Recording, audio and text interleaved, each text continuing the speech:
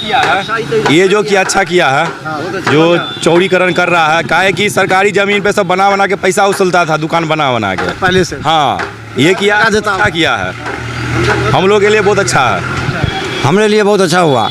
अच्छा हुआ। हाँ हाँ। तो देखिए जिस तरह देखिए तोड़ने में तो काफ़ी मशक्क़त करना पड़ रहा होगा कि देखिए ये जो पिलर है ना, ये पूरा ढलैया पिलर है, इसको तोड़ने में ईंटा और सीमेंट का है, तो मजबूत होगा।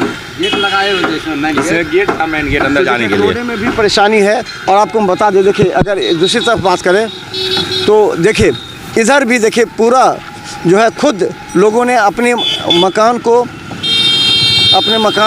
तोड़ा है। इन लोगों सरकार की जो योजना है 13 किलोमीटर से अधिक बनना है, और 13 किलोमीटर से अधिक बनना है। ये मुख्य मार्ग है, समझ लीजिए। ये समस्तीपुर मुजफ्फरपुर पटना से आने वाला अगर दरभंगा में इन करता है तो इसके लिए ये महत्वपूर्ण सड़क है। और जैसे ही ये शहर में प्रवेश करेगा तो हो सकता है कि जाम ज़्यादा लग जाए। अब देखिए यहाँ पर जो दुकानें थी, उस दुकानों को भी पूरी तरह लोगों ने अपने से तोड़ा।